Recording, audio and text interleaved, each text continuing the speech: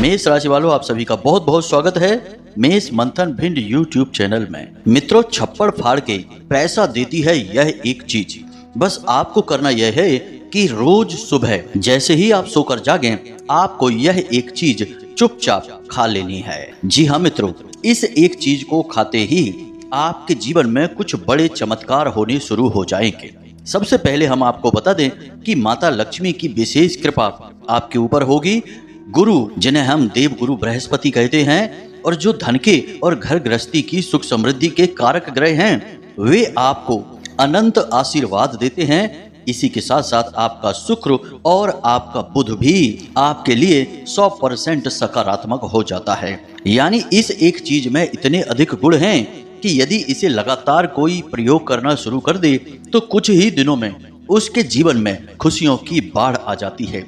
और सबसे बड़ी बात कि उसके जीवन में चाहे कहीं से भी आए, किसी भी प्रकार से आए, किसी भी रास्ते से आए, पैसा तो आता ही आता है। जी हाँ बंधुओं, अब चाहे आप कुछ भी करें या ना करें, आपके जीवन में पैसे की बाढ़ आने ही वाली है। और ऐसा हम इसलिए कह रहे हैं मित्रों कि जब देने वाले का मन होता है, यानी कि जब भगवान की कृपा और आशीर्वाद इंसान के साथ हो जाता है और भगवान किसी को कुछ देने का मन बना लेते हैं, तो वे आपसे काम करवा ही लेते हैं, चाहे आप चाहें या ना चाहें। वैसे भी इंसान के हाथ में कुछ खास है नहीं।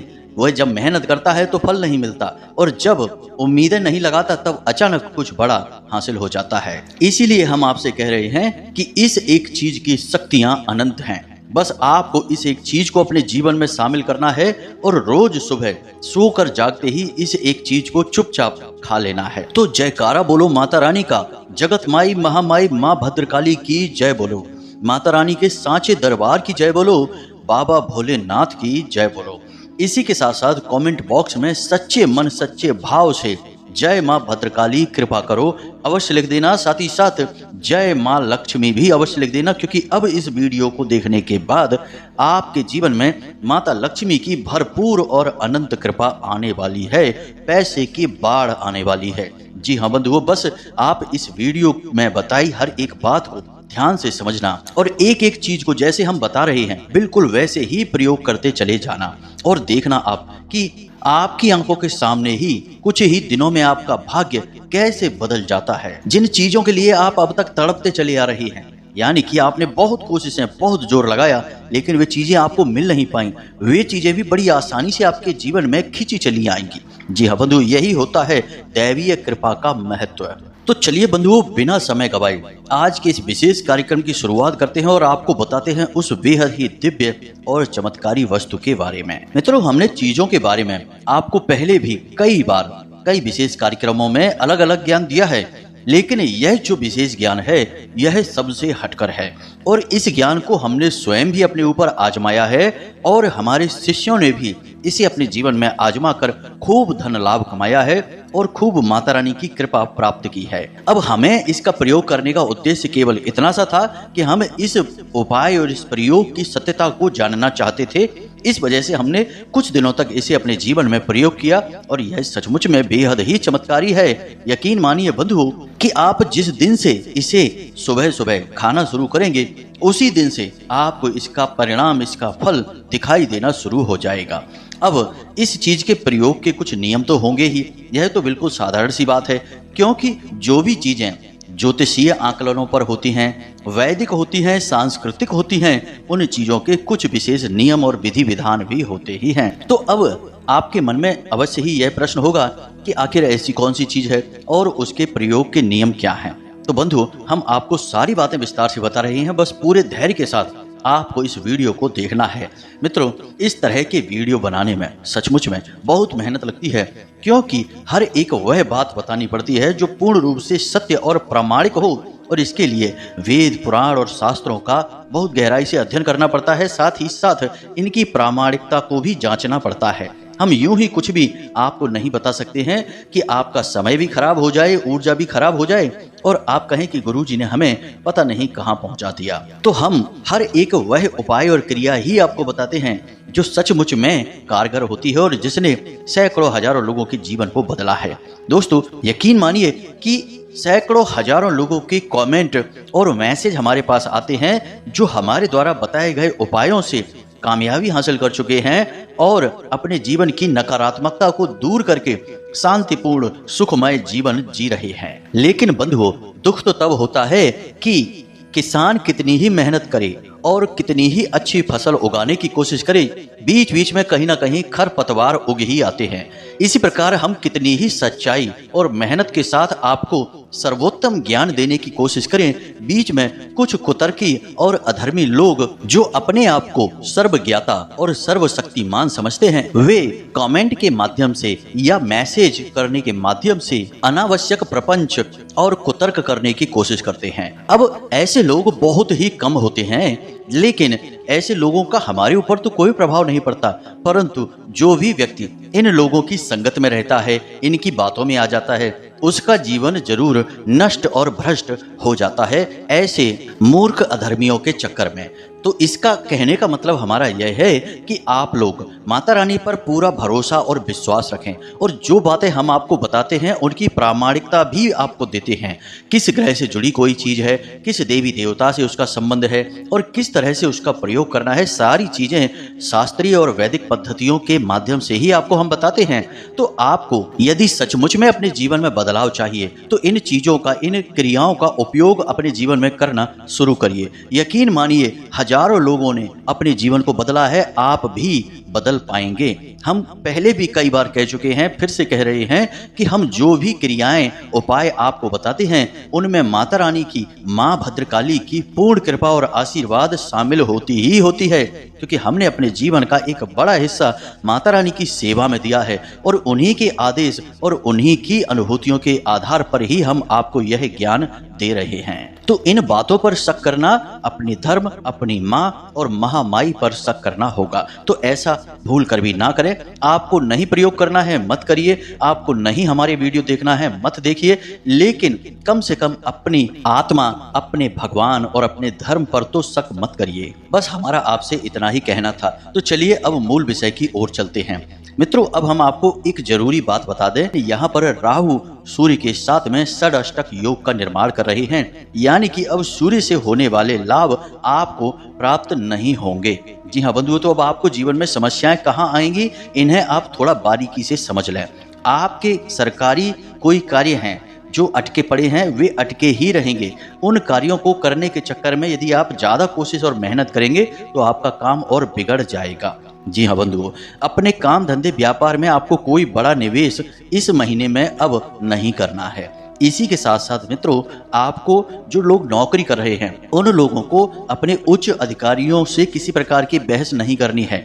वे जो कुछ भी बोले उनकी बात बस यस सर कहकर मान लेनी है, उनसे कोई आर्ग्यूमेंट, कोई बहस ना करें। इसी के साथ साथ बंधुओं, एक नकारात्मक चीज आपके साथ और होगी कि आपके संगत में कुछ लोग ऐसे हैं जो घोर नकारात्मक हैं, गलत कार्य करते हैं, गलत कार्यों में उन्हें आनंद आता है। कुछ आदतें भी उनकी नीच और गंदी हैं, लेकिन आपको उनसे ज़्यादा फर्क नहीं पड़ता है क्योंकि आप बहुत ही बुद्धिमान और सुलझे हुए इंसान हैं। लेकिन अब इस महीने में आपके ऊपर उनकी बातों का असर होगा, आप उनसे प्रभावित हो सकते हैं। किसी गलत कार्य में आपकी रुचि बढ़ेगी और यह राहु का प्रभाव रहेगा, तो थोड़ा आपको सतर्क रहना है। यहाँ पर आपको ध्यान यह देना है कि सूर्य आत्मा का कारक ग्रह है, यानी कि अब इस महीने में धर्म के प्रति आपकी रुचि कम होगी। जैसा कि हमने वीडियो में अभी आपको समझाया कि अधर्मियों की बातों का आपके ऊपर प्रभाव पड़ेगा। आप अपने धर्म, अपने भगवान और अपने आध्यात्म और दिव्य शक्तियों के खिलाफ मन में उल्टे सीधे विचार ला सकते हैं, कुछ उल्टे सीधे शब्द भी अपने मुख से इनके लिए निकाल सकते हैं। तो थोड़ा आप सावधान रहना, आप अपनी आत्मा को दूषित मत होने देना। इसी के साथ साथ कुछ छोटी छोटी बातें हैं, इनका भी अब आपको पूरे महीने में ख्याल रखना होगा। जैसे कि आपके घर में आपके पिता के साथ आपका किसी प्रकार का विवाद हो सकता है, तो थोड़ा सा अपने पिता की, अपनी माँ की बातों को गंभीरता से लें। घर के बड़े बुजुर्गों का सम्मान करें, उनकी कठोर बातों को भी गलत अर्थों में ना लें और शांतिपूर्वक उनकी बातों का विचार मंथन करें। हो सकता है कि वे आपके बारे में कुछ उल्टी सीधी बात कह जरूर रहे हैं, लेकिन उनकी मनसा गलत नहीं है आपके लिए, तो आपको यह बात समझनी है। सबसे बड़ी बात है कि अब आपको इस पूरे महीने में अपनी वाणी पर पूरा नियंत्रण रखना होगा। अपने शब्दों को सोच समझकर प्रयोग करें और किसी की भी भावनाओं को किसी प्रकार से चोट ना करें। आप खूब अच्छी तरह से जानते हैं कि आप जो बात कह रहे हैं इसका सामने वाले व्यक्ति पर क्या प्रभाव पड़ने वाला है। आप बहुत बुद्धिमान हैं और भावनाओं को अच्छी तरह से समझते हैं, क्योंकि आप खुद भी बहुत भावुक इंसान हैं। हालांकि आप अपनी भावनाएं हर जगह पर दिखाते नहीं हैं, लेकिन अंदर से आप बिल्कुल कोमल हैं और आप जानते हैं कि किन बातों के क्या प्रभाव होते हैं। तो बस इसी ज्ञान का आपको प्रयोग करना है, किसी की भावनाओं को ठेस नहीं पहुंचानी है। और अंतिम आपको बता दें सावधानी कि इस पूरे महीने में आपको किसी से भी किसी भी प्रकार की बहस नहीं करनी है, कर्जा नहीं लेना है और किसी भी प्रकार का निवेश कारोबार में नहीं करना है, नया कारोबार शुरू नहीं करना है। बस इतनी सी सावधानियां आप रखिए और यह महीना आपका बहुत ही शांतिपूर्ण जाएगा। अब हम बात करते हैं अपने मूल विषय की, कि उस एक चीज के बारे में आपको बताने जा रहे हैं। जरा आप ध्यान से सारी बातों को समझना। हमारे शास्त्रों में रात्रि को सोने जाने से लेकर सुबह सोकर जागने तक के नियम हैं, संस्कार हैं। अब एक बुद्धिमान इंसान नियमों को मानकर चलता है, संस्कारों के अनुसार चलता है, तो इस प्रकार उसके जीवन में कष्ट भले ही आ जाएं, लेकिन उन कष्टों से लड़ने की शक्ति भी उसके पास पहले ही आ जाती है। और जो विकराल और बड़े कष्ट हैं उनसे बाहर निकालने के लिए भगवान किसी न किसी को माध्यम बनाकर उसकी मदद करने के लिए भेज देते हैं, क्योंकि वह भगवान का भक्त इंसान है। तो अब कौन से हैं वे नियम, जरा इन्हें आप ध्यान से समझिए। हमेशा जब भी आप रात्रि को सोने के लिए जाएं तो कम से कम आधे घंटे तक सोने से पहले मोबाइल फोन ना देखें, किसी से बहस ना करें, लंबी चौड़ी चर्चाएं ना करें, शांत रहें, मन को शांत रखें और अपनी छाती पर हाथ रखकर, यानी जब आप सोने जा रहे हैं तो सीधे लेटें और अपनी छाती पर, सीने पर हाथ रखकर उस एक समस्या के समाधान के बारे में विचार करें जो आपको चाहिए। मान लीजिए आप बेरोजगार हैं तो आपको कहना है कि हमारी बहुत अच्छी नौकरी लग चुकी है। जी हाँ बंधुओं, और कम से कम ऐसा आपको 5 से 7 बार बोलना है, हमारी बहुत अच्छी नौकरी लग चुकी है। और इसके बाद आपको सो जाना है। मित्रों, इसे अंग्रेजी में एफर्मेशन कहा जाता है और हमारे शास्त्रों में तो इसका बहुत बड़ा विधान है। इसे स्व आज्ञा तंत्र कहा जाता है। इसमें हम खुद को ही सम्मोहित करके खुद को ही आज्ञा देते हैं और फिर हमारी जो सूक्ष्म शक्ति है, यानी जो हमारा सूक्ष्म शरीर है, वह ब्रह्मांड में कहीं से भी ढूंढ कर लाए आपके लिए समाधान लेकर आएगा। आप ऐसा करके देखेंगे, अगले 7 दिनों तक लगातार ऐसा करिए और आपको निश्चित तौर पर अच्छी नौकरी मिल जाएगी। हम इस बात की गारंटी देते हैं। नौकरी अगर ना मिली तो उसके लिए कुछ न कुछ समाधान, कुछ न कुछ समस्या का सॉल्यूशन अवश्य निकलेगा। इस बात की हम पूरी गारंटी देते हैं। चीजों को हम शॉर्ट में समझा रहे हैं तो थोड़ा सा बारीकी से समझने की कोशिश करना। अब आपके मन में यह प्रश्न आ सकता है कि हम खुद को आज्ञा दे रहे हैं, यह तो बड़ी अजीब सी बात है, आज्ञा तो दूसरों को दी जाती है। तो बंधुओं, हमारे शास्त्रों में स्पष्ट तौर पर लिखा है कि हर एक इंसान के शरीर में 7 जागृत चक्र होते हैं जो उसके जीवन की संपूर्ण क्रियाओं को नियंत्रित करते हैं। इन्हीं चक्रों में से दोनों आंखों के बीच, यानी कि माथे पर जहां भोले बाबा की तीसरी आंख है, वहीं पर हर इंसान के एक चक्र होता है जिसे आज्ञा चक्र कहते हैं। और इस आज्ञा चक्र को हम जो भी आज्ञा देते हैं वह इसे मान लेता है और संपूर्ण ब्रह्मांड से हमारी उस इच्छा को, उस कामना को पूरी करने की कोशिश करने लगता है। अब वैसे तो मोटे तौर पर आप इसे इसी प्रकार समझ लीजिए, लेकिन इसकी बारीकी और गहराई बहुत बड़ी है। विस्तार से यदि समझाएंगे तो लगभग 2 घंटे का वीडियो बन जाएगा इसी बात के ऊपर। तो शॉर्ट में ही इसे आप समझिए कि यह इसी प्रकार कार्य करता है।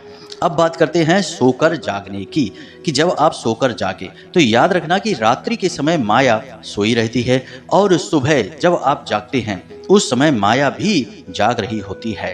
तो कोशिश करें कि हमेशा सूर्योदय से पहले ही आप जागें। जी हाँ बंधु, क्योंकि सूर्योदय से पहले का जो समय होता है वह बड़ा ही पवित्र समय होता है और उसी समय को ब्रह्म मुहूर्त भी कहा जाता है। हालांकि शास्त्रों में जो ब्रह्म मुहूर्त है वह 3:15 बजे से लेकर 10 या 15 मिनट का ही माना जाता है, लेकिन जब तक सूर्य उदय नहीं होता है तब तक माया भी सोई रहती है और उस समय जो भी कार्य किया जाता है उस कार्य में जातक को पूर्ण सफलता मिल जाती है। जी हाँ बंधुओं, तो अब आप जब सोकर जागें सूर्योदय से पहले तो आपको कुछ चीजें हैं जिन्हें सच्चे मन के साथ अपने बिस्तर पर पालथी मारकर बैठकर करनी चाहिए। सबसे पहला कि आपको कराग्रे मंत्र का जाप अवश्य करना ही करना चाहिए। कराग्रे मंत्र तो आपको आता ही होगा। बड़ा ही सरल है। अपनी हथेलियों को, दोनों हथेलियों को अपने चेहरे के सामने रखना है और देखते हुए बोलना है, कराग्रे वसते लक्ष्मी, कर मध्य सरस्वती, कर मूले च गोविंदा, प्रभाते कर दर्शनम।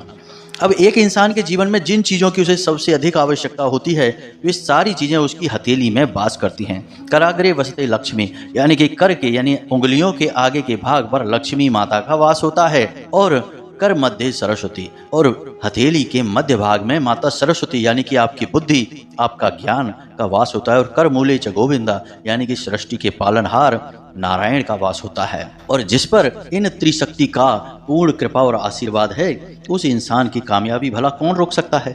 तो आपको यह करना है। उसके बाद आपको 3 देवी देवताओं को नमन भी करना है। सबसे पहले स्थान देवताभ्यो नमः। जो स्थान पर देवी देवता हैं, क्योंकि हर स्थान पर किसी न किसी समय कोई ना कोई देवी शक्ति अवश्य होती ही होती है, तो आपको उसे नमन करना है। दूसरा, पितृ देवताभ्यो नमः। आपके जो पितृ देवता हैं उनको आपको नमन करना है। और तीसरा, कुल देवताभ्यो नमः। आपके जो कुल देवी या देवता हैं उन्हें नमः करना है। 3 बार इन मंत्रों का उच्चारण आपको करना है।